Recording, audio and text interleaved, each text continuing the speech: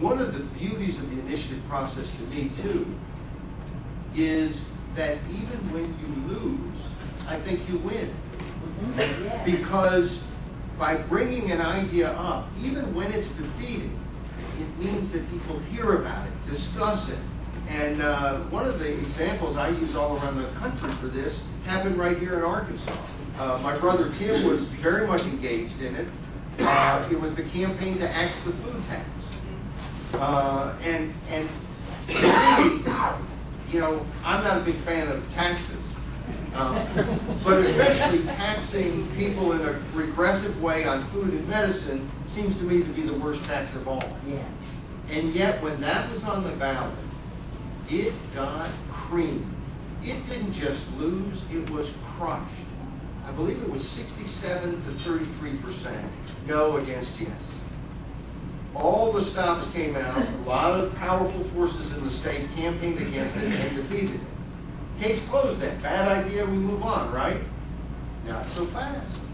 All of a sudden I hear a couple years later that you have two candidates running for governor who are one-upping each other on who will cut the food tax quickest and furthest. That is a victory. It's there's a Bob Dylan song where he says that we won the war after losing every battle. Sometimes politics is that way. Sometimes, and it's why you fight the good fight no matter what. You fight for lost causes because if it's the right cause, it's never really lost. And I think about that and how important the initiative is. If we never passed anything through the initiative, just to be able to bring up issues that otherwise would be shunted to the side and ignored, the initiative is very valuable. But of course, we do see all kinds of changes that have come through the initiative. Many states passed women's suffrage right after they got the initiative. In Arizona, for instance, the first initiative they passed was women's suffrage. They ended the poll tax through initiative. A number of the Jim Crow laws were taken away via initiative. Term limits, the tax revolution or anti-tax revolution. You know, one of the things that I've long said is that that Proposition 13 in California, which is still very controversial, although still very popular in California, but that Proposition 13 did more good outside of California than all the bad initiatives passed in 100 years have done harm.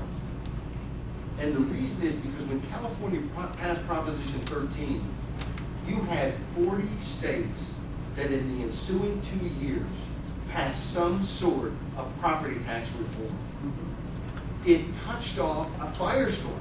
Well, it wasn't as if the public all of a sudden said, we want lower taxes because we saw Proposition 13. The public wanted lower taxes and to not allow inflation to tax them out of their homes that they've worked their whole lives for all along. It was the politicians who realized, ooh, this is a hotter button issue than we thought. And so they took action. Most of those states didn't have the initiative process. And yet California's initiative process had the effect to make the critical change in that state. So what you do here in Arkansas not only will change the debate here, but it has the possibility of changing the debate all over the country. Yay, come on!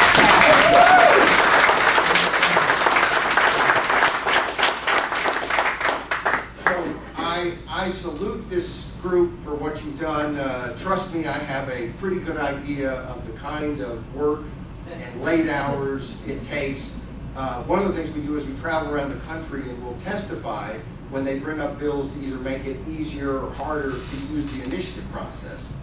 And oftentimes we'll hear legislators say, it's just too easy to put an initiative on the ballot. And unfortunately, they don't allow you to ask them questions, because I've always liked to say, have you ever collected a signature in your life? Yeah. Because if you have, if you've ever run a petition drive, you know that the word easy should never be connected to petition drive.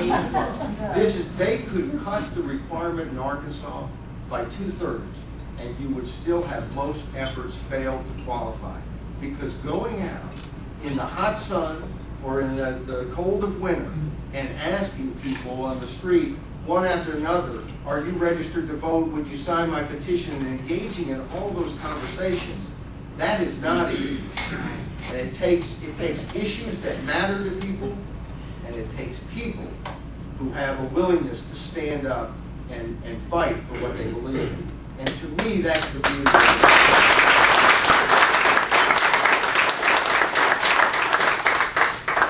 You know,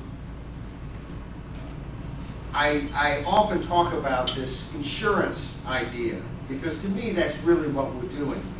And often when I go to a group, I ask them to buy the insurance. But I realized on the way over today that it doesn't make any sense to ask you guys to buy the insurance. You bought the insurance. You've made the payments every month.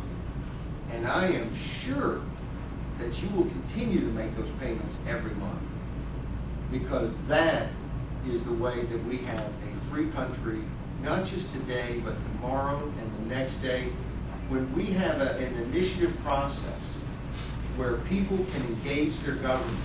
It not only means that we can make changes that are needed today, it means that our kids can make changes in 30 years that we don't even know what change needs to be made, and our grandkids, and our great-grandkids. And in 100 years, if you told me that I could cut taxes today, they'd be, who knows what they'd be in 100 years. If I could make a reform, if I could do term limits today, would there still be term limits in 100 years? Who knows? But if we have an initiative and referendum process that we can protect, that will be there in 100 years, then to me, we have our insurance. Yes. We have the process, the tools for our future generations to protect themselves, to protect our society, to control government, and to keep citizens in charge. Thanks very much.